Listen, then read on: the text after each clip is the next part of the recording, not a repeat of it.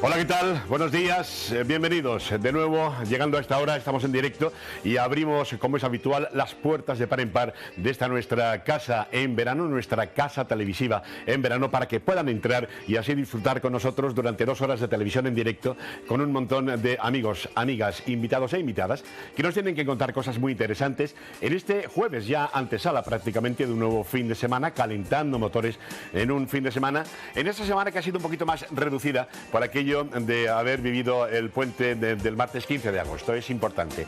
Como siempre es habitual, comenzamos con la previsión meteorológica, las portadas de los periódicos, pero la actualidad impera y ya nos está esperando nuestro próximo invitado. Verán, esta mañana realizando una ojeada por los periódicos, que ahora les daré cuenta de todos los titulares, algunos de los titulares de los periódicos de tirada provincial, nos encontrábamos uno que dice que los hoteles mejoran su previsión de ocupación en agosto al 86%, pero sin superar el nivel de 2022. Verán, la Asociación de Empresarios y Hoteleros de la Costa del Sol, AECOS, ha adelantado unas nuevas previsiones para el mes de agosto, alcanzando el 86,01% de ocupación en la provincia, o sea, 2,5 puntos porcentuales por encima de los datos de previsión de finales de julio, en el que la ocupación se estimaba en un 83,42%.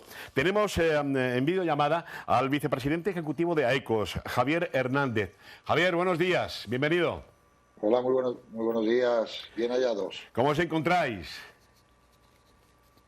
Bueno, muy bien, con un verano bastante movido, pero bueno, entendemos que la última hora de momento está funcionando, es decir, la demanda de turismo nacional de última hora, pero el turismo internacional está funcionando este verano muy bien. Lo que pasa que, como tú decías hace un minuto, ¿no? Ayer enviamos un comunicado actualizando las previsiones de agosto y de momento, bueno, no estamos superando las cifras de 2019, año prepandemia, y del 2022, el año pasado, que ya fue por encima del año 2019. Pero bueno, esperanzados a que prácticamente la última decena de agosto, bueno, pues recupere algo y podemos llegar casi a los niveles de ocupación que tuvimos el año pasado. Vamos a barajar, si te parece, Javier, los datos precisamente que tú acabas de adelantar, ¿no? Las previsiones actuales están un poco por debajo de las ocupaciones alcanzadas, por ejemplo, en 2022, donde se alcanzaba el 88,08%, por debajo del año 2019, en el que se llegó a alcanzar el 89,73%, ¿no? En lo que nos resta de verano, prácticamente podemos confiar un poco en superar las cifras del 2019. Bueno, creemos que no. En lo que es temporada alta, creemos que no vamos a llegar a esas cifras. Yo tomaría como referencia año 2022, ¿no? Cierto es que en agosto 2022 fue por debajo de 2019, pero sin embargo julio nosotros hacemos balance un poco de la temporada alta en la suma de prácticamente la última quincena del mes de junio, junto con la primera quincena de septiembre, incorporando julio y agosto en esta temporada alta. Y bueno, en ese acumulado prácticamente vamos a estar 2 puntos por debajo, pero sí que es cierto que venimos arrastrando los 6 primeros meses del año con cifras positivas, muy por encima ya de 2019 y por encima de 2022, ¿no? En el acumulado y en las previsiones de cara a final de año, es decir, el cierre del año 2023, sí que es cierto que vamos a estar prácticamente un 6% por encima del año 2022, del año pasado, pero sin embargo, respecto al año de prepandemia, que fue, como sabemos, el mejor año prácticamente de la historia del turismo, nos vamos a quedar prácticamente un punto por debajo según las previsiones de ahora mismo. Y lo que sí que es cierto es que prácticamente el otoño y el invierno, bueno, tiene muy buena pinta, fundamentalmente sustentada por la disponibilidad de plazas aéreas, fundamentalmente para mercados internacionales, que auguran un buen otoño y unas buenas previsiones de ocupación a partir de septiembre y de momento hasta enero del 2024 positivas, ¿no? Con lo cual, pues prácticamente equilibraremos la balanza y nos quedaremos, como decía, pues de momento un punto por debajo de 2019. Javier, antes hablaba sobre el tema del turismo internacional y nacional. En cuanto al turismo internacional, en este mes de agosto pues se ha notado un repunte de un 60% aproximadamente y además superando las cifras del año 2022, ¿no? El turismo nacional sigue manteniéndose como el estandarte de la manutención del turismo aquí en nuestra Costa del Sol. Bueno, cierto es que ha sido prácticamente el turismo nacional el que nos ha salvado las cifras de los últimos 2 años, es decir, 2021-2022. Este año el turismo nacional no está teniendo el tirón que nosotros deseábamos, pero sí que es cierto que con la recuperación del turismo internacional y teniendo en cuenta pues que el año 2022, es decir, el año pasado, turistas procedentes de países o de mercados que son los grandes suministradores de turistas hacia la Costa del Sol, y donde el año pasado pues prácticamente el mercado alemán bajó un 20%, un 17% el británico, el francés y el irlandés se resistieron prácticamente el año pasado, y sobre todo porque todavía había restricciones en lo que es la variante Omicron del virus a principios del año 2022. Este año ya prácticamente hemos recuperado ese turismo internacional. Digamos que el que está salvando el verano fundamentalmente es el internacional, porque el nacional están notando en las economías familiares cierta repercusión a nivel que han subido los tipos de interés, es decir, las hipotecas se han encarecido, lo que es las facturas de ir a los supermercados también se han encarecido, y por lo tanto el nacional, que ha venido prácticamente en el mismo número de visitantes, pero sí que han reducido la estancia media, y eso ha provocado una menor demanda respecto a años anteriores, donde el turismo nacional pues prácticamente había salvado la temporada, ¿no? Tú lo decías, ¿no? La inflación, por ejemplo, o la subida del tipo de interés, ¿tú crees que están afectando de forma negativa en el rendimiento de los establecimientos?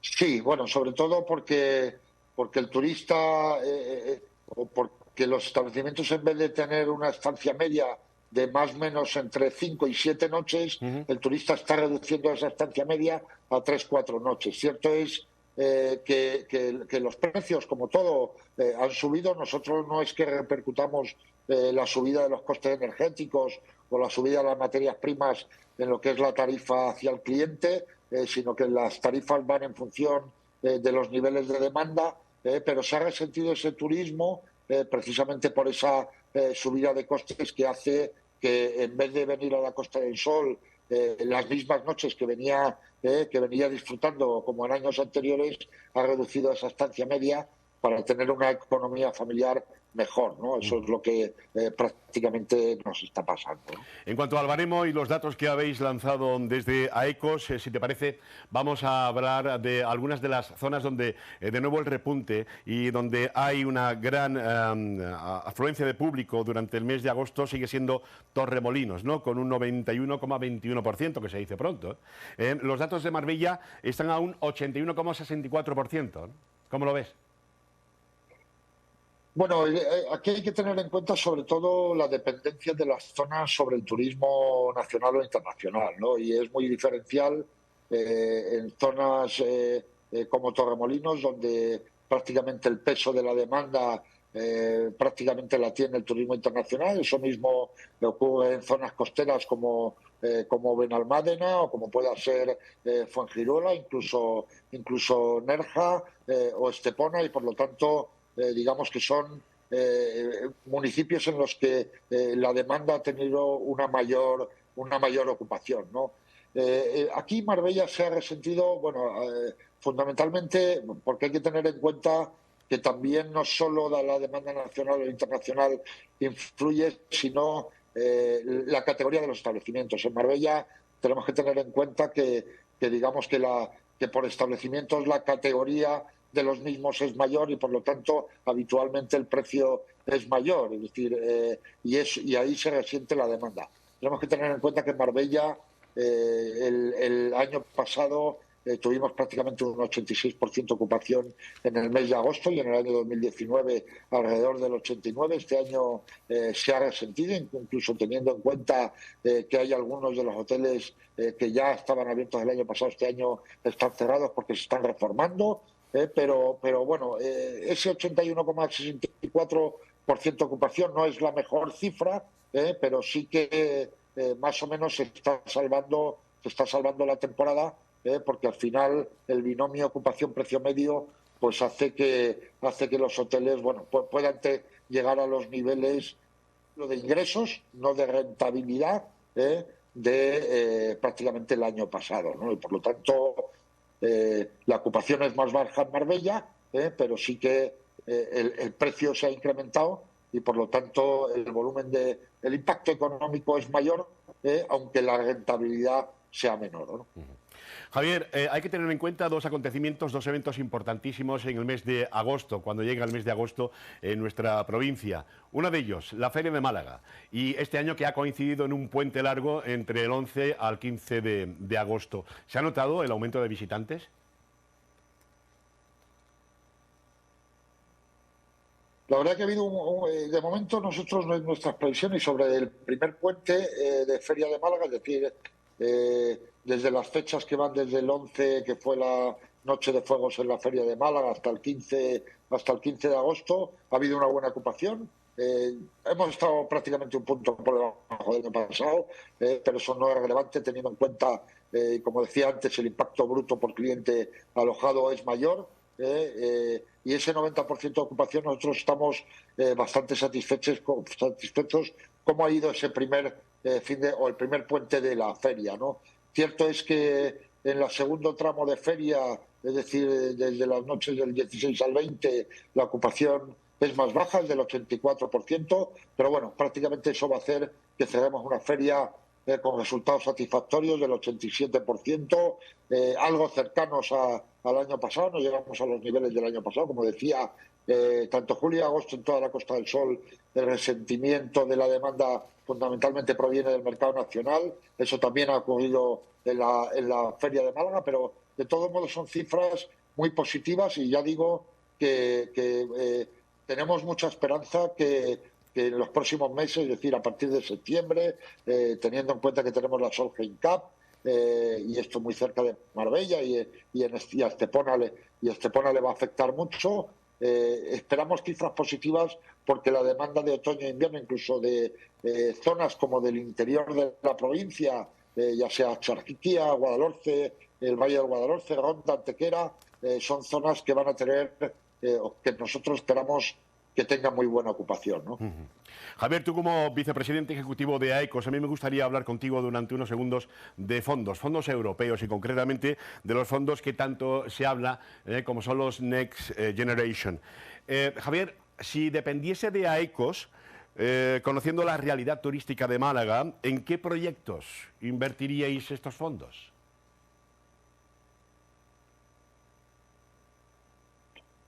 Nosotros hemos echado nuestro deseo desde prácticamente cuando se convocaron a nivel europeo los posibles proyectos que debían incluir esos fondos. Siempre nos hemos expresado que totalmente los fondos no debe ser café para todos, ¿no? Sino que deben asignarse esos fondos fundamentalmente a la revitalización de destinos maduros o de destinos pioneros, en el que no hay una consonancia o no hay una correlación entre lo que es la renovación de la planta hotelera y la propia renovación del destino turístico. Nosotros creemos que deben asignarse esos fondos precisamente a revitalizar destinos que desde la percepción en origen de los turistas son destinos que ya están obsoletos, pero aunque no es así, como digo, y los fondos debieran asignarse fundamentalmente, en este caso, a zonas como es Torremolinos, como es Benalmádena, como es Fuengirola, a la revitalización de esos destinos y fundamentalmente a nivel provincial, a lo que se llama la gestión de los destinos, a la gestión inteligente de los destinos para provocar que una buena interrelación entre turistas y visitantes. Además de eso, a nosotros nos gustaría que los fondos se asignasen en lo que es eficiencia de los establecimientos hoteleros. Nosotros lo hemos solicitado. Es cierto es que convocatorias, en este caso de la Junta de Andalucía, para eficiencia energética están convocadas. Lo que pasa que nosotros tenemos la pequeña queja de que la energía fotovoltaica no está incluida dentro de esas ayudas. Esto nos vendría muy bien y fundamentalmente para las pequeñas y medianas empresas, sobre todo para establecimientos pequeños o las pymes, lo que son ayudas a la digitalización, más allá de las convocatorias que ha habido del kit digital, junto con aprovechar fondos para certificar la formación de trabajadores del sector hotelero y acreditar esa formación, pues va a provocar que pueda haber mucha mayor demanda, digamos, seamos mucho más atractivos dentro del mercado laboral, que ahora tenemos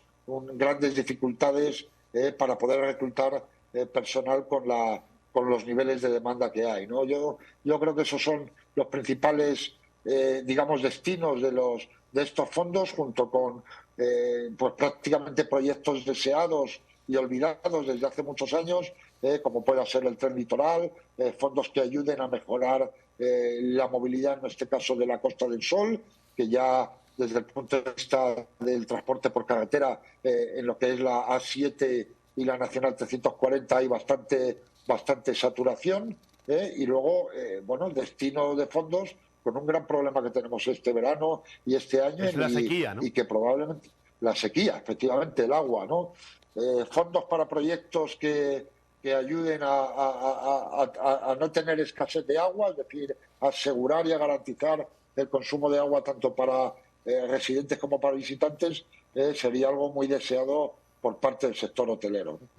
Desde luego tú acabas de poner tres carencias en cuanto a infraestructura de la zona, como puedan ser el tren litoral, el añorado tren litoral, la Nacional 340, que ya no solo está saturada en verano, sino que prácticamente está todo el año, y obviamente pues el problema añadido este verano, como es el problema de la sequía, que precisamente toda la zona oriental pues la está pasando peor, ¿no?, que la nuestra, que la occidental. Entonces, ¿tú crees, Javier, que los fondos son necesarios para recuperar el turismo, o el turismo va a regresar por sí mismo y esto simplemente pues es para mejorar experiencias y los destinos? Bueno, vamos a ver, yo creo que los fondos deben estar destinados para la mejora de la competitividad en la Costa del Sol, ¿no? ¿Cómo se aumenta esa competitividad? Fundamentalmente con estrategias que tengan que ver con digamos, con el resurgir de nuevos atractivos turísticos, contar con el mar como un nuevo atractivo en la Costa del Sol. Nosotros que estamos en un destino donde, bueno, pues prácticamente todo el año tenemos buen tiempo, tenemos más de 320 días de sol al año, tenemos que aprovechar que somos un destino de litoral y aprovechar mucho más los recursos y los atractivos que nos ofrece el mar de Alborán y la costa y lo que es la Costa del Sol, y sobre todo con oportunidades que procuren la desestacionalización de la provincia de Málaga. Nosotros tenemos que tener en cuenta que nosotros y establecimientos hoteleros se cierran en invierno prácticamente en un volumen de 45. Eso es prácticamente un 12% de la oferta hotelera y un 18-19% de la oferta de plazas que cierran en invierno. A ningún empresario le gusta invertir para solo abrir 8 meses al año, y creemos que los fondos o que la estrategia debe ir encaminada a revitalizar o impulsar segmentos turísticos, segmentos de oferta, donde la provincia de Málaga tenga una de sus fortalezas y que tengan un efecto desestacionalizador, como es el turismo deportivo, el turismo de golf, la actividad congresual que tienen, y la actividad digamos, el turismo de naturaleza, que al final pues esos son segmentos de oferta que tienen su demanda en el otoño e invierno, que es prácticamente donde tenemos niveles de ocupación menores, y procurar, bueno, tener una curva de demanda mucho menos pronunciada, es decir, más estable durante todo el año. Y eso es en lo que tenemos que trabajar. Trabajar para el julio y agosto no tiene ningún mérito. Son meses que habitualmente son vacacionales y que son con una alta demanda. Y lo que hay que trabajar pues son los meses a partir de noviembre hasta el mes de marzo, hasta la Semana Santa, que es donde prácticamente nosotros tenemos establecimientos cerrados y muchos comercios y muchos restaurantes tienen dificultades para poder sobrevivir, ¿no? Además, con un añadido este año, en septiembre tenemos, como bien decías, la Soleil Cup, ¿no? Que también puede ser ese aliciente a la hora del aumento de visitantes en nuestra zona.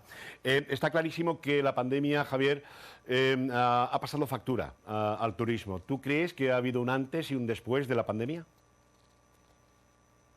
Bueno, la verdad que sí, la verdad que si la pandemia ha servido para algo, ha servido para dar un toque de atención desde el punto de vista turístico a las empresas, y las empresas, en el caso del sector hotelero, pues prácticamente han trabajado en lo que es la renovación y la reforma de los establecimientos. Nosotros, como bien sabéis, y en colaboración con la Junta de Andalucía, trabajamos para que se sacara una ley a nivel andaluz, que es la Ley de Renovación y Modernización de los Establecimientos de Alojamiento Turístico, que se aprobó en diciembre del año 2021 y con una ventana temporal de 3 años, que nos quedamos cortos. Es decir, ya hay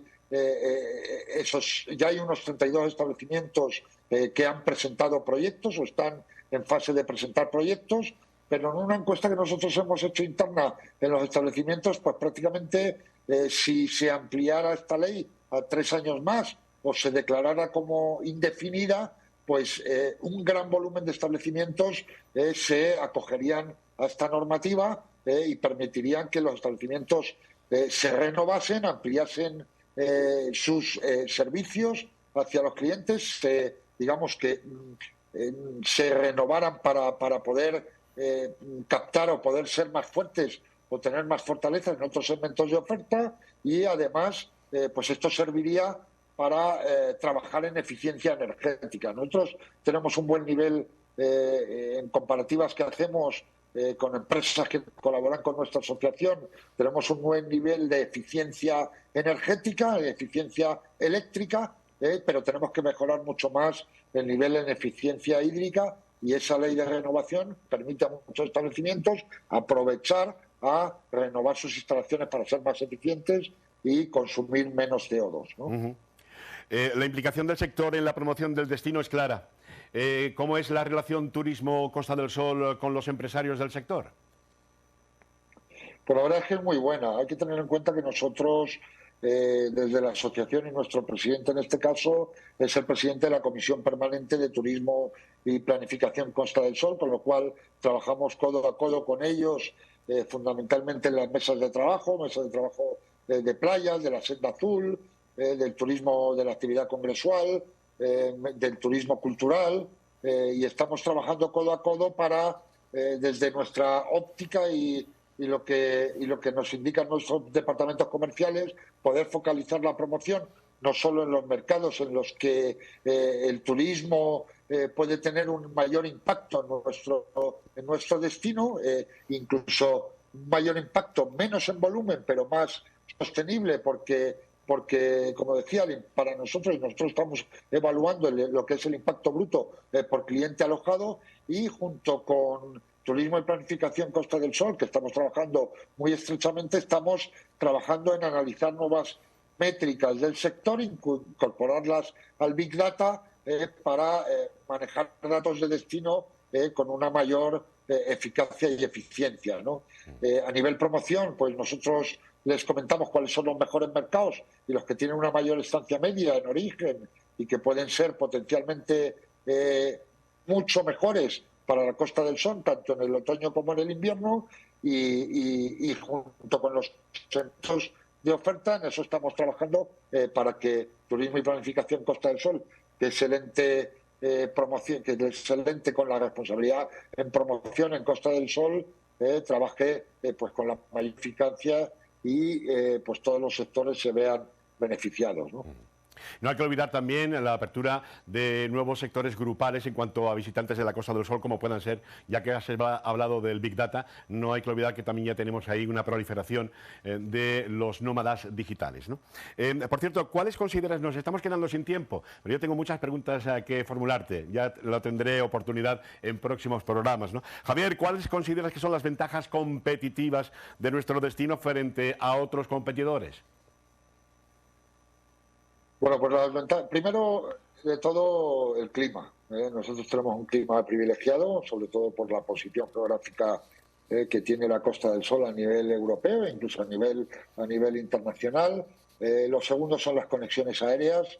Tener un aeropuerto conectado con 160 destinos, yo creo que es algo muy competitivo. Ser el tercero o incluso a veces entre el tercero y el cuarto aeropuerto de España, y con ese volumen de conexiones a nivel Europa nos posiciona en un lugar privilegiado para que distintos promotores puedan realizar sus actividades aquí en la Costa del Sol y cómo no, para atraer turismo. Somos uno de los aeropuertos mejor conectados a nivel europeo, y con 23 aeropuertos del Reino Unido, 17 aeropuertos de Alemania.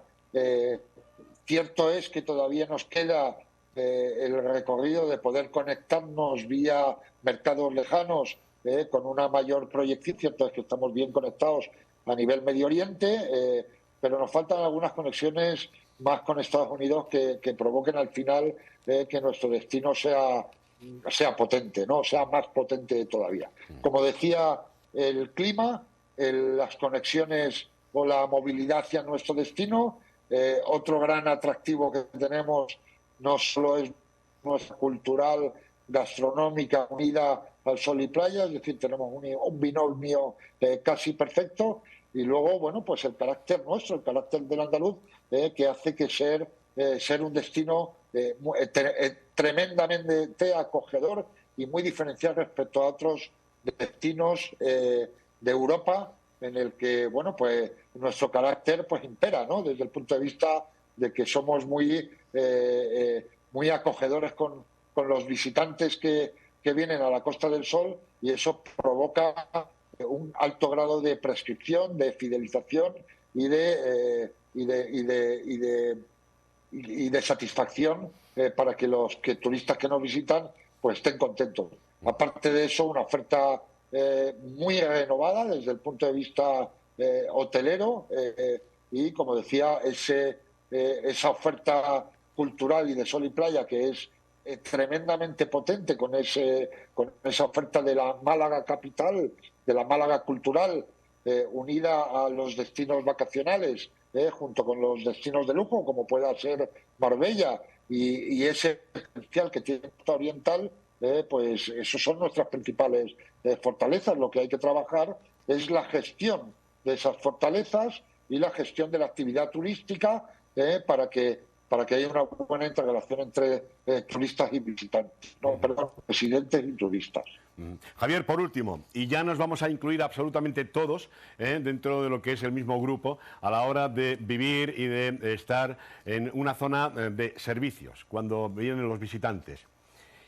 ¿Cuáles son nuestras asignaturas pendientes? Bueno, ya prácticamente lo hemos comentado. Nuestras tres grandes asignaturas pendientes son tres. Playas, es decir, la estabilización de nuestras playas. Tenemos ciertas zonas de la Costa del Sol donde las playas prácticamente son inexistentes, o donde no tenemos más de medio metro de playa. Esto es un gran problema fundamentalmente en zonas como es Marbella, como es Estepona, como es Nerja. Tenemos un gran problema de estabilidad del litoral. Tenemos que buscar soluciones tecnológicas para dar esa estabilidad del litoral y no tener que derrochar dinero todos los años en aportes de arena que no sirven para nada. Y bueno, en eso estamos trabajando. Ese es un gran problema, lo que es la mejora y la estabilización de nuestras playas. El segundo gran problema es el agua. Tenemos una escasez de agua importante. Las obras de infraestructura de abastecimiento de agua no van a llegar antes de 3-4 años, con esos proyectos que hay, que sí que es cierto que las administraciones cada vez están más concienciando en que hay que invertir en eso, que es un gran problema y fundamentalmente, tú lo decías antes, ¿no?, en la costa oriental y en zona de la Axarquía. Y por tercero, otra de nuestras grandes debilidades es la movilidad en la Costa del Sol. En el momento en que no mejoremos playas, agua y movilidad, no tendremos el nivel de competitividad de la Costa del Sol, de la provincia de Málaga, óptimo para ser competitivo en el Mediterráneo. Si solucionamos estos tres problemas, nuestro nivel de competitividad aumentará, seremos uno de los, por no decir el destino más competitivo de todo el Mediterráneo, fundamentalmente con la incorporación de ese tren litoral que generará mucha más frecuencia y más movilidad en la Costa del Sol y desatascará lo que es la movilidad de la A7, que ya incluso en el mes de enero tiene grandes problemas, pues prácticamente desde los Pacos de Fuengirola hasta el nudo de Benavís, todos los días y por las mañanas en sentido occidental y por las tardes en sentido oriental. Ya no hace falta que sea temporada alta para ver los atascos, y hay que buscar soluciones con la autopista, y ahí las administraciones públicas tienen que poner los esfuerzos para mejorar esas tres grandes debilidades que tenemos: agua, playas y movilidad. Vicepresidente ejecutivo de AECOS, Javier Hernández, un placer hablar contigo a estas horas de las mañanas en directo, como en casa, y esperemos que esos tres puntos importantísimos se solucionen y tengamos la oportunidad de ser todavía aún más competitivo con respecto a otros destinos turísticos. Javier, un abrazo, buenos días. Muchas gracias, un saludo. Hasta luego. Gracias. Pues ya lo ven desde AECOS, que lanzaban ayer la notificación sobre el tema de la puntualización en el mes de agosto de ocupación, con un 86%, 3 puntos todavía por debajo del que se alcanzó en 2019, con un 89%.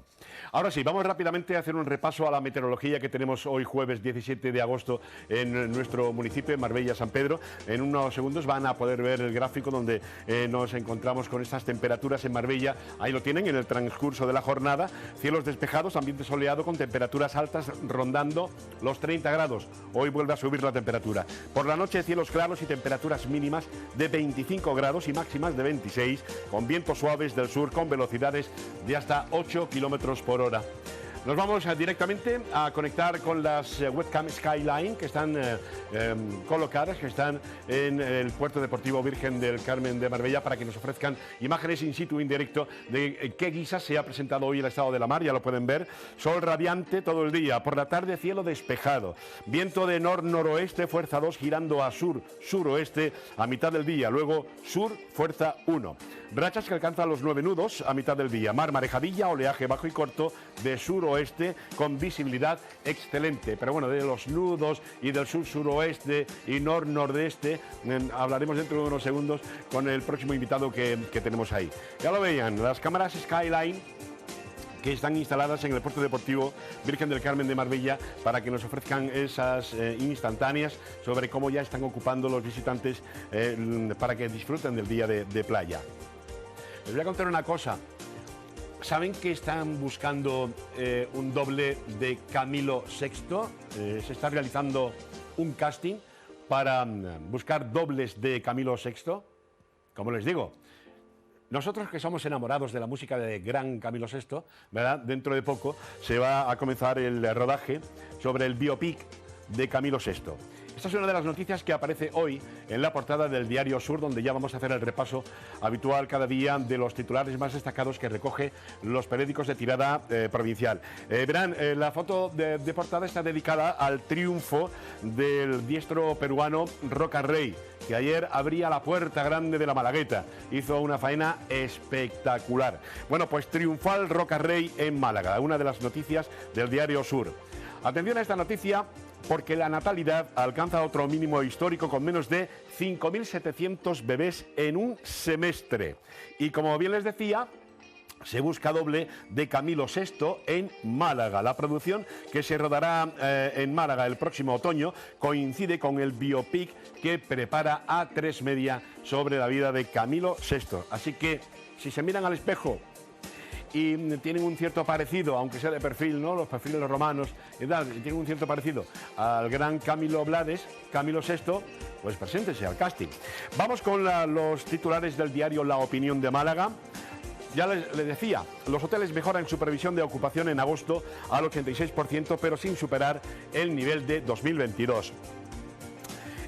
Atención, cae una red que enviaba droga a Francia en coches robados. Y ya los decía, Málaga registra un 10% menos de nacimientos que en 2019. Y ya terminamos con la portada del diario Málaga Hoy, cuya fotografía principal está dedicada pues a otra de las tradiciones protagonista de la Feria de Málaga, los verdiales. Tradiciones aseguradas. Los verdiales son protagonistas de las fiestas un año más. Otra de las noticias que recoge la portada del Málaga Hoy es la que ustedes ven en la parte superior. La demanda de cubas para riego y particulares llega a toda la provincia. La Junta de Andalucía reclama una gran alianza entre administraciones contra la sequía, la temida sequía. Vamos a culminar con una noticia muy triste. Un matrimonio y su hijo, vecinos de Manilva, mueren en un accidente de tráfico en Portugal. La familia regresaba de sus vueltas de vacaciones a Málaga y ahí han dejado la vida en la carretera. Mucha precaución. Cada vez son más los coches que se trasladan por nuestras carreteras, así que por favor, muchísima precaución. Antes les decía que el próximo invitado que tenemos pues nos va a hablar y sabe mucho de nudos, de sur-suroeste, de viento del norte, en el noroeste, y en fin, es que prácticamente tiene toda su vida en el mar. Hay una noticia fantástica, sobre todo a lo que nos repercute, y más a Marbella, ¿no? Miren, el mar sigue siendo de los banderas. Sí. El barco teatro del Soho CaixaBank, propiedad del actor malagueño, ha revalidado su puesto como ganador de la Copa del Rey Mafre de Vela. Daniel Cuevas, patrón del equipo Teatro Soho CaixaBank, ¿cómo estás? Hola, ¿qué tal? Buenos días. Bienvenido. Muchas gracias. Oye, nos vas a servir como cronista de todo lo vivido en este nuevo campeonato que se revalida, ¿no? Sí, la posición, ¿no? del Teatro CaixaBank. Pues sí, son 7 victorias que tenemos ya como equipo y 3 consecutivas.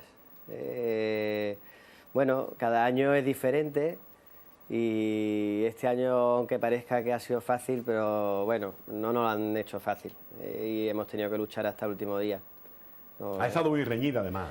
Sí, ha estado reñida, porque han estado los equipos que venían atrás, habían 4 barcos iguales que el nuestro y bueno, los últimos días ya se nos acercaban un poco más.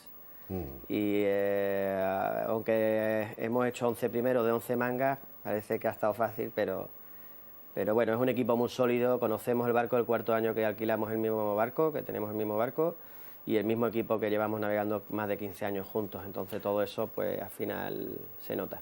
Daniel, la unidad con la que habéis competido el Teatro del Soho CaixaBank es un Swan 42, ¿no? Exactamente, es un Swan 42 que corremos en ORC2, en la categoría ORC2. Ahí vemos al equipo. Sí. Un equipo de 12 tripulantes, 9 de ellos malagueños, 2 canarios y un argentino, de los cuales 2 campeones olímpicos. Luis Doreste y Domingo Manrique. Exactamente. Luis Doreste tiene 2 medallas de oro. Va de táctico a bordo. Luego tenemos a un marbellí, que es Nico también, que va a la proa. Manrique, que es otro medalla de oro, va trimando el speed.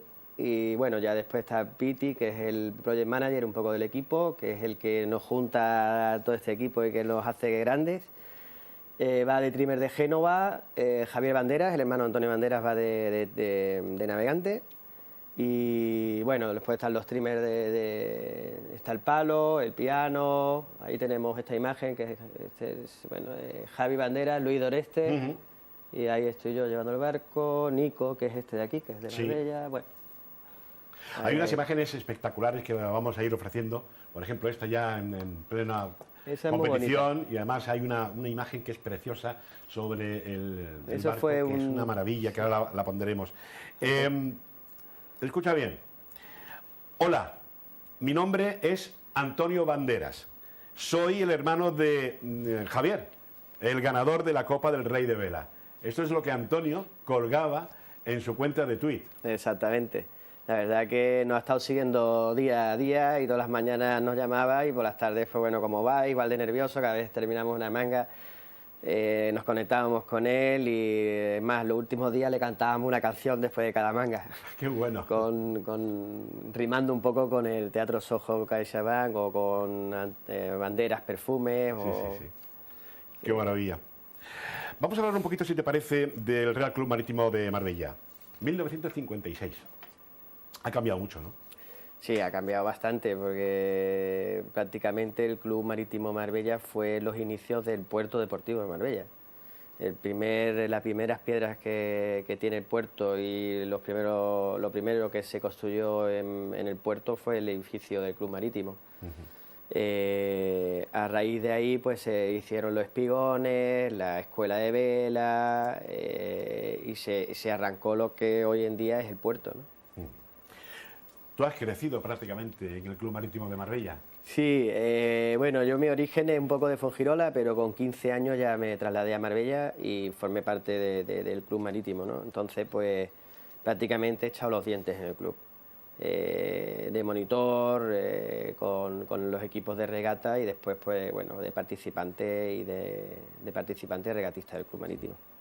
¿Cómo se está transformando el Real Club Marítimo de Marbella desde sus comienzos, como te decía, ¿no? ¿Cómo se está trabajando desde la presidencia, desde la Junta Directiva a la hora de ofrecer más calidad a todos los socios?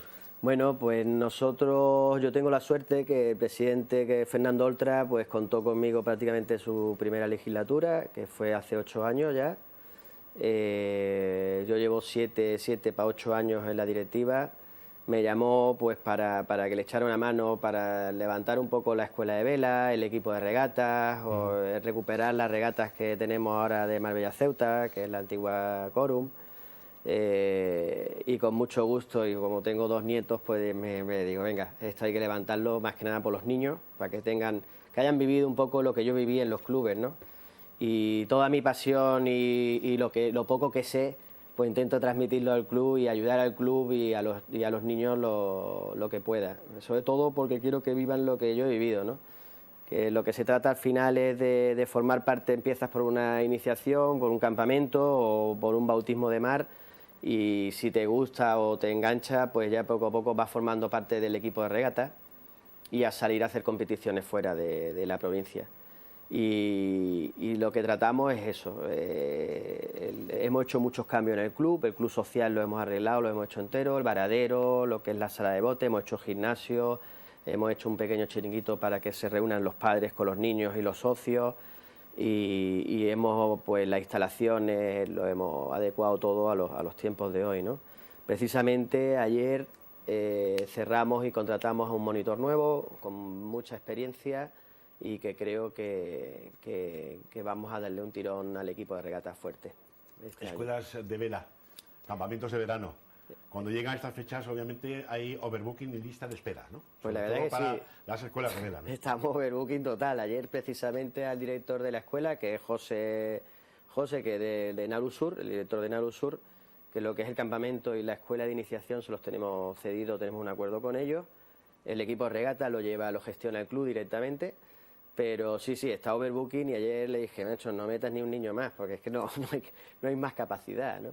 Y bueno, y de todos estos niños que pasan ahora, esperemos que entre 15 y 20 niños continúen en el invierno y en el equipo de regata, ¿no? Y otro de los objetivos que tenemos ahí y que llevamos trabajándolo un tiempecito es con una escuela municipal que no, ya es el siguiente objetivo que tengo, que es conseguir la escuela municipal y arrancarla, y ya con eso yo ya me quedo Contento de mi trabajo, o sea, creo que se ha realizado, cumplido, sí. Desde luego. Campamentos de verano. Bueno, lo bueno que tenemos nosotros que vivimos en una zona donde prácticamente tenemos los 365 días al año donde se puede practicar sin ningún tipo de problemas los deportes náuticos, ¿no? Que eso es lo que nos caracteriza, ¿no? Sobre todo por la climatología, ¿no? Aquí todo el año, menos julio y agosto, como bien decían, que no tenemos que trabajar en julio y agosto, viene ya todo prácticamente hecho, porque lo que nos sobra son gente. Durante todo el invierno tenemos un clima estupendo, ¿no? O sea, incluso enero en Marbella, que con la Concha Negra, aquí tenemos un clima privilegio total. O sea, que aquí tenemos condiciones todo el año para navegar. Sí es cierto que tenemos enero y febrero, que son los más fríos que tenemos aquí de la temporada del año, pero el resto de los meses prácticamente temporada primavera, ¿no? O media, ¿no? Daniel, desde el Real Club Marítimo de Marbella se está intentando, se está obviamente trabajando, y eso me consta, seguir recuperando campeonatos, ¿no? En este caso, por ejemplo, el campeonato de vela infantil, ¿no? Importantísimo, ¿no? Desde hace ya muchos años. Exactamente, hacía muchos años que no se hacía. Hemos empezado por las provinciales, hacer campeonatos provinciales,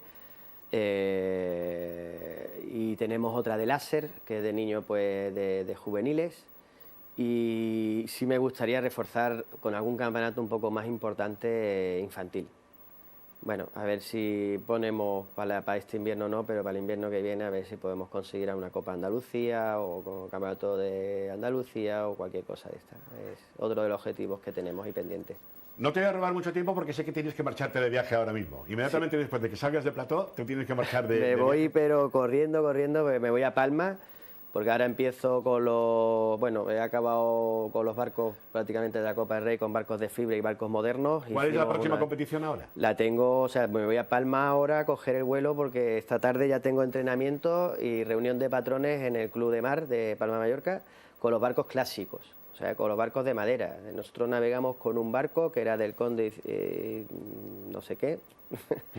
Y de 1930 o algo de esto, es todo de madera. O sea, hay barcos de 1800 y algo. O sea, son joyas, son una pasada de bonito. Después, a final de mes, tengo la Copa del Rey en Mahón, en Menorca, con los clásicos, y a final de septiembre tengo el Mundial de J80 en Bayona, en Galicia, que el Mundial, además de J80, vamos patrocinados por Marbella, con marca Marbella. ¿Cuándo estáis en Bayona? A final de mes, el 17 hasta el 27, me parece. ¿De septiembre? De septiembre. A ver qué traemos. Iré a veros, porque además coincide mi fecha en Bayona. Pues tienes mi teléfono, llámame y me te pongo en contacto acercas, contigo porque en esa fecha me coges en Bayona. Porque además el Club Náutico de Bayona creo que son uno de los clubes más bonitos que hay en España. Está dentro del parador de Bayona. O sea, es una auténtica maravilla. Una maravilla. Dale un abrazo y nuestras felicitaciones a todo el equipo del Teatro del Soho CaixaBank. Muy bien, de vuestra parte. Vuestros logros conseguidos. Buen viaje para Palma de Mallorca y lo dicho, para septiembre te llamo. Perfecto. Y coincidimos en Bayona. Muchas gracias. Daniel Cuevas, patrón del equipo Teatro Soho CaixaBank. Gracias. Felicidades. A ustedes, espero veros pronto. Sin duda, sin duda. Y que nos traigas muchos premios, sobre todo para rescatar el campeonato de vela infantil, que es importantísimo, sobre todo para los infantes, los más pequeños de la casa. Nosotros seguimos con nuestras actividades, con todos los eventos, acontecimientos que están ocurriendo durante la temporada estival aquí en nuestro municipio, no solo en San Pedro, en Marbella, San Pedro, ¿verdad? Todavía seguimos viviendo la Feria del Libro de Marbella y son muchos los autores, los escritores y las escritoras que se dan cita para firmar sus ejemplares, pero es que además este año se está poniendo y se está imponiendo la presentación de los libros de forma verbal, gracias a sus autores, de forma verbal, porque ellos los cuentan relatos y cuentan cuentos. Es el caso de la presentación del nuevo libro, como cuenta cuento, de Eugenia Manzanera. Allí estuvimos con ella. Vino una mosca, y ¿qué hizo la mosca? Se comió a la que estaba en el moralito ella sola. Y luego llegó una araña que se comió la mosca, que previamente se había comido la que estaba en el moralito ella sola. Y como es un cuento que les he dicho que es de acumular, ¿qué va a pasar ahora? Te va a acumular mucho. Efectivamente. ¿Y quién vino? Espera. porque es que tengo aquí el cocodrilo. Poco a poco. ¡La rata! ¡Que viene una! ¡Rata! Rata. ¡Rata! Espera, que no sé dónde dejarlo. ¡Que se comía la! ¡Que primeramente se había comido la! ¡Que la mosca se había comido la! ¿Que estaba en el bonito ya? Joder, sí, como rollo. ¿Acumulamos cantando? Pues mira, llevo dedicándome a la infancia desde el año 90 con una compañía de teatro de Zamora y luego contando cuentos a partir del año 92. Uy, me aporta un montón de cosas, es verdad que me aporta un montón. Sobre todo saber que necesitamos la ficción para entender este mundo. No es lo contrario, no nos despista, es para entender este mundo. Este cuento es de muy antiguo, muy antiguo. Esto solo sabía mi abuela, ¿cómo viene? La bisabuela, después viene la tatarabuela, después viene la tatarabuela, ¿vale? Y así, se lo saben todo el mundo. Y la canción dice así. A ver, grabando canción, por favor. ¿Estás? A mí me parece muy chula y muy bien, la verdad. ¿Tú lees cuentos? Yo sí, un montón. Sí. ¿Y en estas ocasiones que hay cuentacuentos tú participas? Yo sí, un montón también. Sí, yo llevo viniendo toda la semana que hay cuentacuentos y la verdad es que me lo estoy pasando muy bien. ¿Te parece bien que haya este tipo de iniciativas para vosotros? Sí, la verdad es que sí. O sea, que la lectura te gusta. Sí, mucho. Importante. Os cuento libro de autor también, sobre todo en ferias del libro, porque también es una forma de animación lectora. Y también cuento cuentos tradicionales y algunos que son de mi cosecha, pero esos los guardo más para cuando cuento para adultos. ¿Cómo es el público pequeño? Pues depende, el público es que depende de en dónde estés. Lo que pasa es que con el público pequeño también depende qué tiempo haga, si llueve, si se han corrido antes, si no, porque son muy humanos, son fascinantes, ellos también aportan y consiguen que el cuento crezca más. Pues muy chula y muy adecuada. ¿Te gustan los cuentos? Sí, ¿Sí? ¿Lees cuentos? sí. Sí. Y cuando hay un cuentacuentos como hoy, ¿participas? Sí, porque soy su hermana. Bueno, pero no participas porque seas su hermana, porque te gusta a ti, ¿no? Sí, y llevo viniendo también toda la semana. Llevas viniendo toda la semana, qué bien.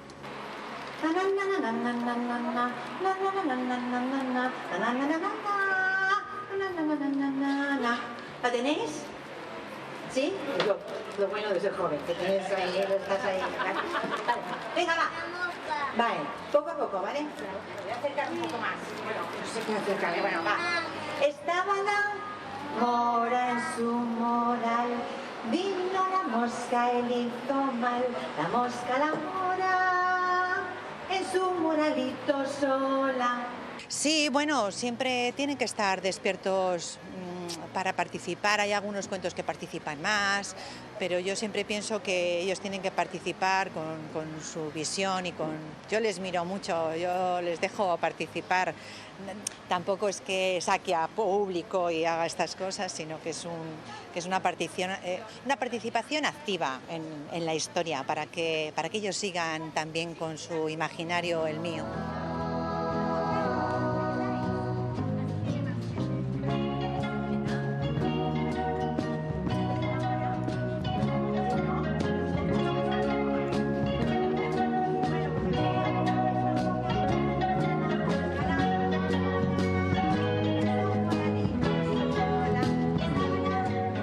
Bueno, pues mira, actúo sobre todo en casas de cultura, en bibliotecas, como también me dedico al teatro, pues en centros que hay, en casas de cultura con teatro. También, bueno, pues se organizan cosas como esta en casetas, pues también ahí donde me llaman. ¿Lo ves pillando? Tú ya lo tienes, ¿no? Pues hablar tan más alto que si no me siento sola. Estaba la mosca, además estoy dando chuletas. Estaba la mosca en su lugar, vino la araña y le hizo mal. La araña, la mosca, la mora, en su moralito sola. ¿Seguimos? Sí, es súper gratificante. Yo siempre doy las gracias por tener este trabajo, la verdad. No solo es estar aquí delante de ellos o delante del público, que eso me encanta, la verdad, sino también buscando buscando cuentos, buscando la manera de contarlos, también sabiendo cómo va cambiando este mundo y incluso, pues, ¿qué te diría? Ahora que estamos siempre con el mundo tan audiovisual, pues hacer que los niños y las niñas tengan más escucha, porque vamos tan rápido que hay veces que es complicado. ¿Te gustan los cuentos? Sí. Bueno, muy chiquitín. ¿Cuántos años tienes? 2. 2, claro, es que eres muy pequeño. ¿Y tú eres su hermanita o qué? ¿Sí? ¿Y le cuidas? Bueno, ¿y a ti te gustan los cuentos? ¿Y participas cuando cuentan cuentos? No. ¿Pero sabes leer y lees?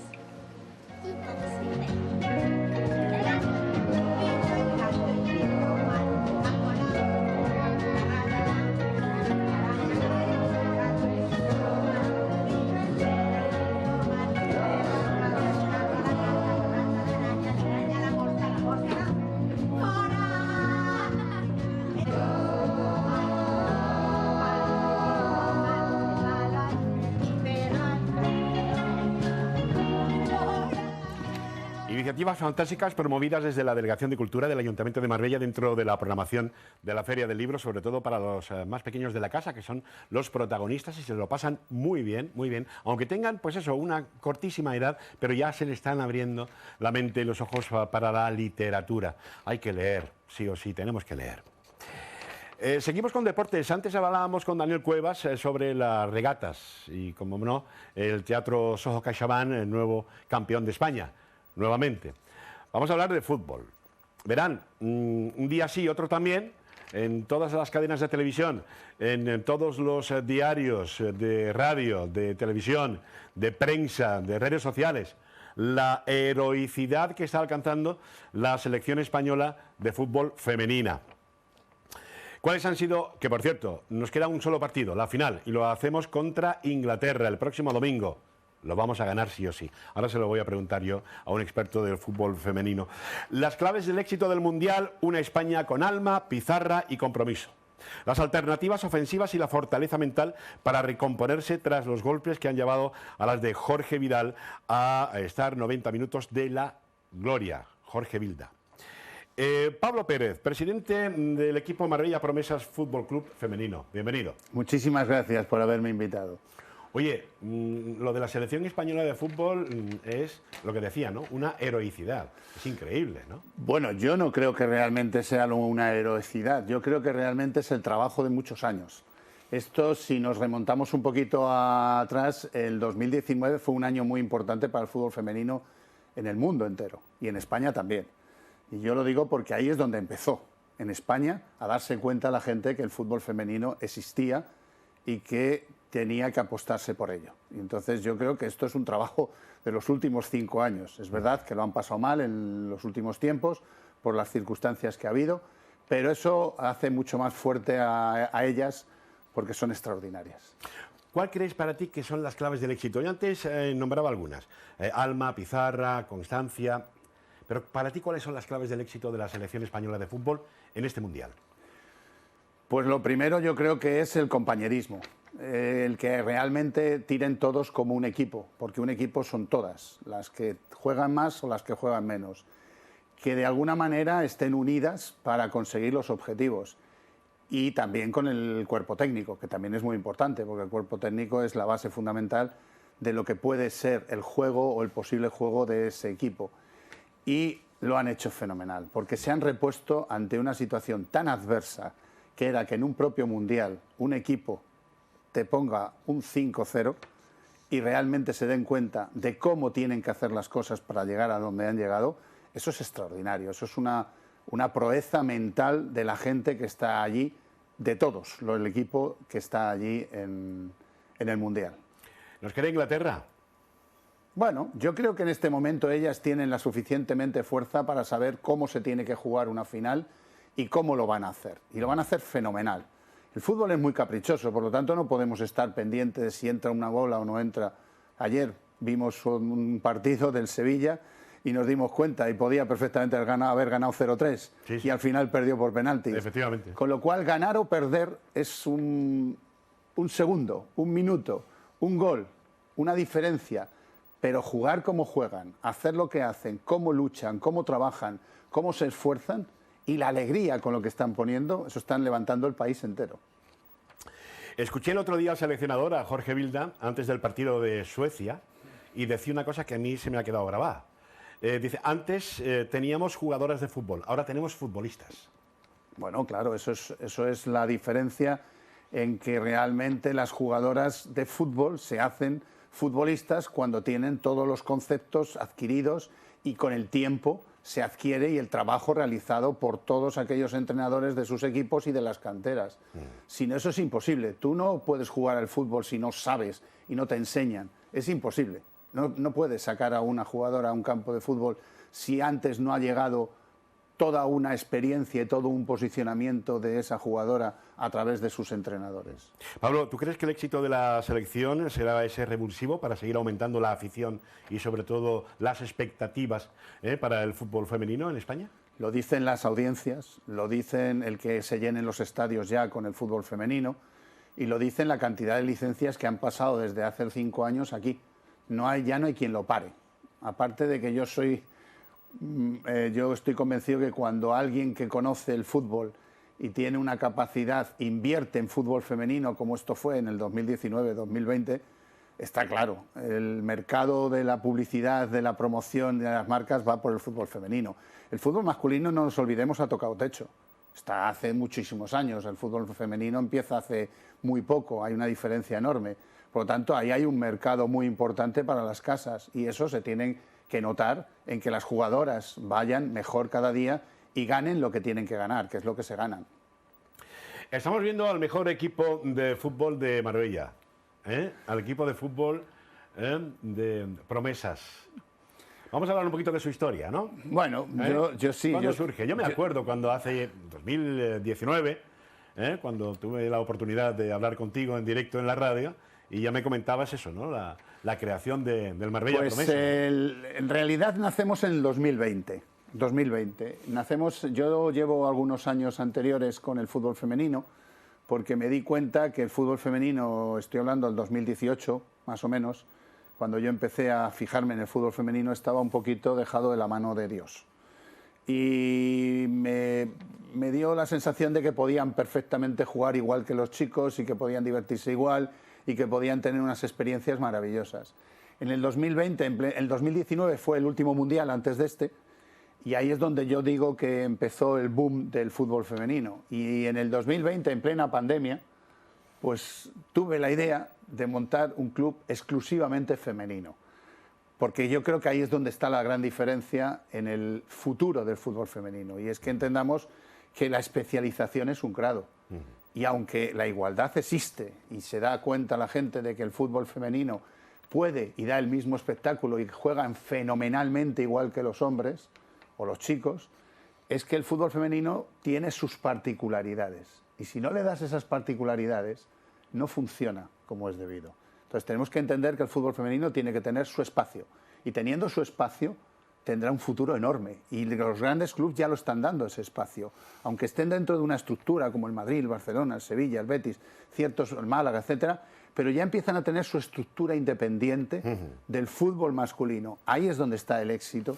Yo no quiero ser indiscreto, pero te quiero preguntar eso, ¿cuáles son esas particularidades del equipo de fútbol femenino? Bueno, hay una cosa, el fútbol es fútbol, la parte técnica y táctica más o menos es similar, con alguna particularidad, que es sobre todo la parte física.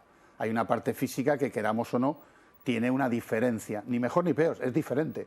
Y por lo tanto, tienes que darle una forma de estructurar su mente para que su físico también acompañe. Por lo tanto, es una labor física y de mente. Entonces, la técnica no, porque hay jugadoras técnicas, futbolistas técnicas que son iguales en los hombres que en las mujeres, la técnica, incluso la táctica. Muchas de ellas mejores que los hombres. Bueno, yo te puedo garantizar que hay algunas jugadoras, no hay algunas, hay muchas jugadoras actualmente ya en niveles de equipos altos y otras que vienen detrás que son buenísimas. Yo he estado en el fútbol masculino durante muchos años, he tenido un hijo que jugaba hasta en tercera división y te puedo garantizar que las niñas no tienen nada que envidiar al fútbol masculino.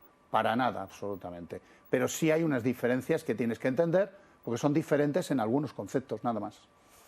¿Qué opinión te merece, independientemente del fútbol tradicional, el que ahora mismo se estén promocionando algunos tipos de ligas de fútbol femenina, como por ejemplo pueda ser la Queen League?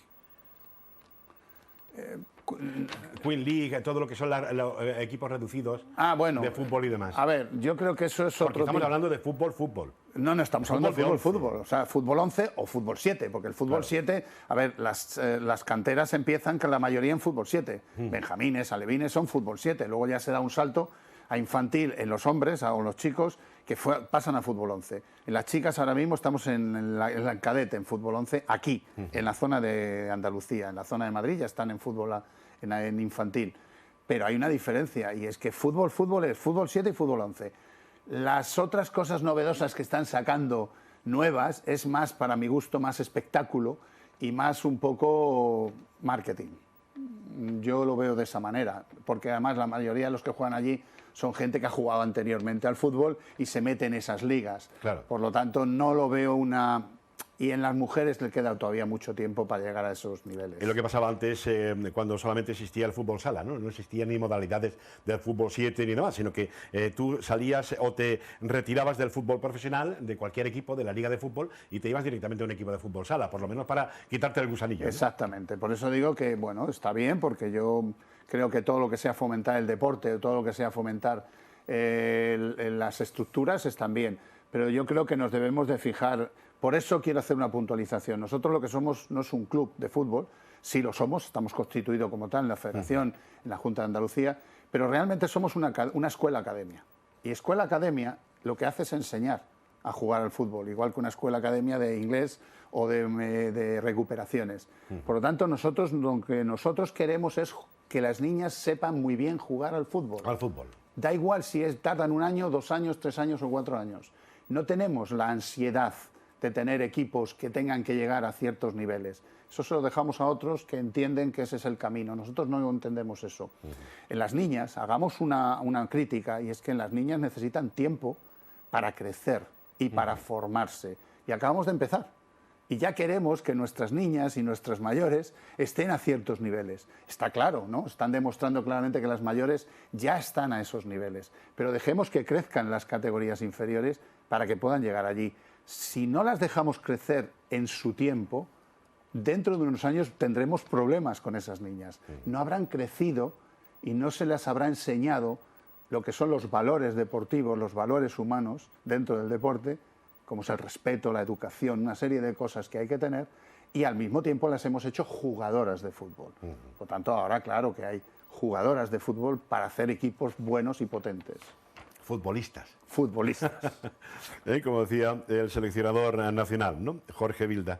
Te nombro Julia Martínez, Lorena Herrera, Saray Yagüe, Paula Galán o Santi, que han sido nombres históricos en el fútbol femenino de Marbella, ¿no? Sí, exactamente. Son las pioneras hace muchos años que empezaron. Yo llevo 10 años en la zona, vengo de Madrid, pero aquí me suenan algunas y otras las he visto, que son las pioneras, las que arrancaron un poco el fútbol femenino y las que hicieron que empezara la gente a notarse en ese sentido. Por lo tanto, han sido, y hay que tener el máximo respeto a todas esas jugadoras que han sido las primeras en abrir el camino a lo que actualmente tenemos. Pablo, ¿cómo se gestiona una academia de fútbol? Pues primero teniendo claro el ADN de la academia, y es lo que yo te estaba diciendo, y es que nosotros lo que nos dedicamos es a enseñar. Por eso hago un llamamiento a todas las papás y mamás que hay actualmente o que nos van a ver en este programa, para que todas aquellas niñas o hijas que realmente, da igual la edad, quieran de verdad jugar al fútbol, vengan a jugar al fútbol para que las enseñemos a jugar al fútbol. Porque eso es la base de tener más cantera. Si no, ¿de dónde sacamos las niñas para que jueguen al fútbol? No hay tantas. Los niños hace años y años y años que... Bueno, un niño nace y a los 3, 4 años ya está viendo fútbol en las pantallas. Claro. Una niña no. Una niña se va haciendo poco a poco, bien por amigas, bien por compañeras, bien porque llega el Mundial y entonces empiezan a hablar de fútbol femenino. Por lo tanto, nos queda un mundo con el fútbol femenino. Tengamos el respeto al fútbol femenino que se merece, que es un crecimiento controlado y profesionalmente realizado. ¿Dónde se puede localizar y dónde se pueden poner en contacto con vosotros, con Marbella Promesas? Nosotros tenemos, no lo vamos a recordar al final. Sí, pero nosotros tenemos una web que se llama marbellapromesas.es Y tenemos las redes sociales, tanto en Facebook como en Instagram. Y luego tenemos un teléfono donde nos pueden llamar y allí se pueden conectar con nosotros. Nosotros, gracias a la labor que hace el ayuntamiento con los clubes de aquí de la zona, nos han cedido los espacios que tenemos para poder entrenar y jugar. Nosotros jugamos en lo que es el Vigil de Quiñones o el Pinar, tiene varios nombres, y es donde de alguna manera hacemos nuestra actividad gracias al ayuntamiento. Desde luego. Padres, madres, en la Academia de Marbella Promesas para que sus hijas empiecen a jugar al fútbol. Madres. Bueno.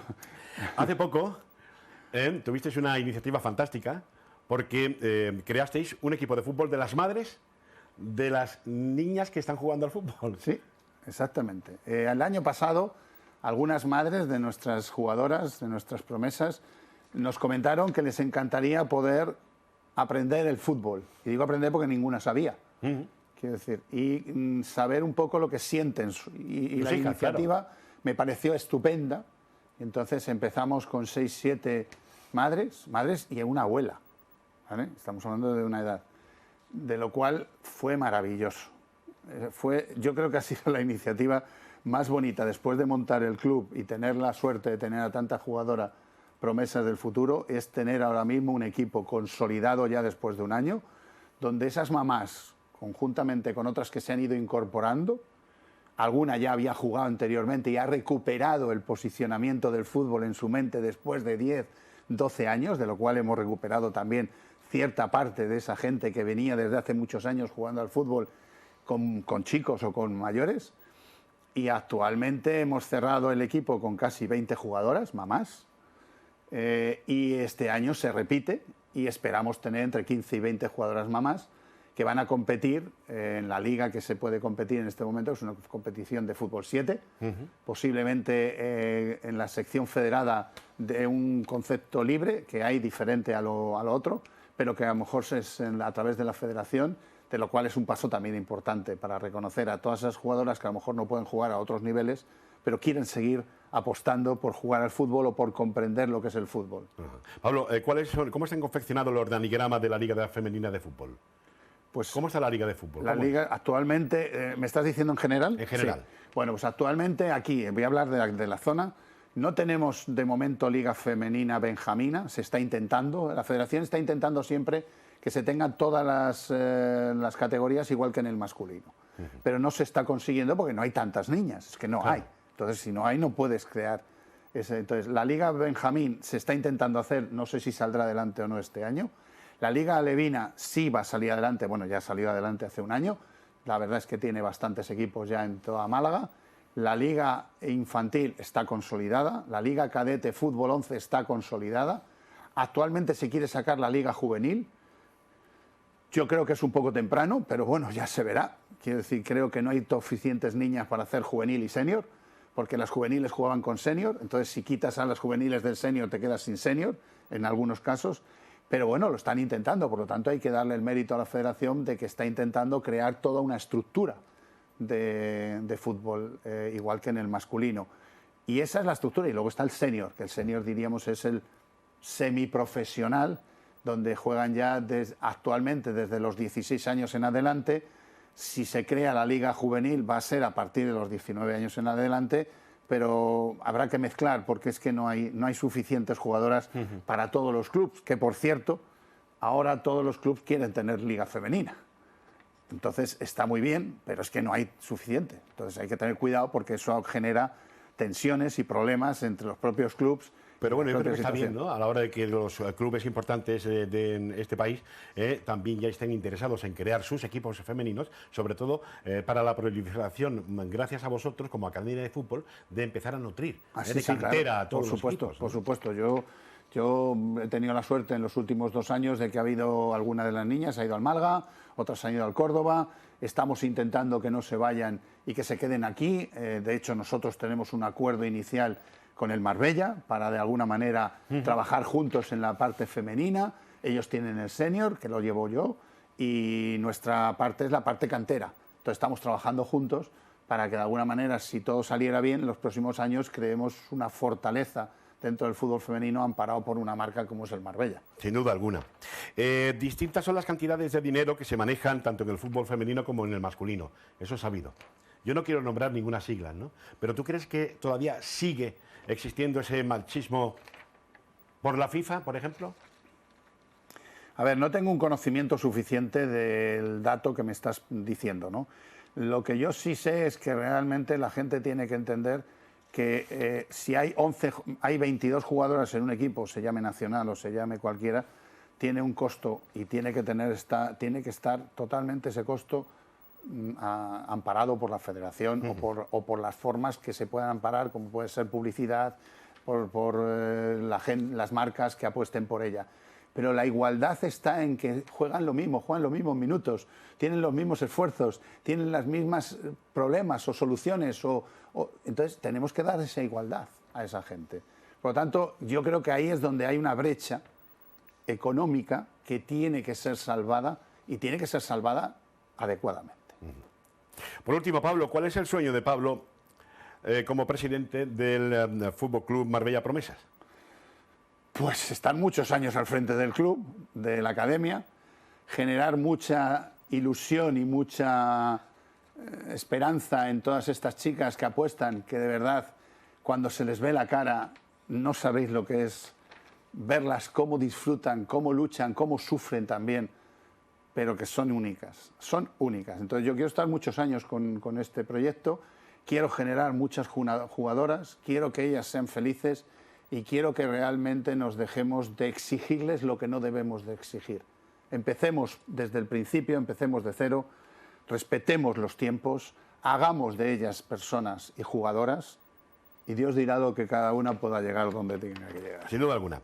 El próximo domingo estaremos pendientes en el televisor, ¿no? La final España-Inglaterra. Te voy a dar un dato que yo creo que es muy significativo. En el tema de las mamás tenemos una inglesa, y lógicamente la mayoría pues, son o españolas o también vienen de otros países, etcétera, tal, y ya han unido un grupo para ver todas juntas el España-Inglaterra. Qué bueno. Con lo cual es buenísimo.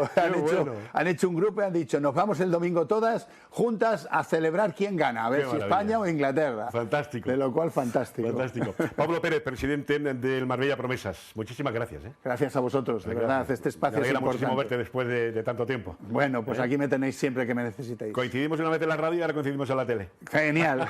Gracias, Pablo. Gracias a vosotros. Nosotros vamos a marcharnos durante unos segunditos a publicidad y continuamos porque tenemos todavía mucho material que ofrecerles en esta edición de Como en Casa en Verano aquí en las pantallas de Televisión Marbella. Hasta ahora mismo.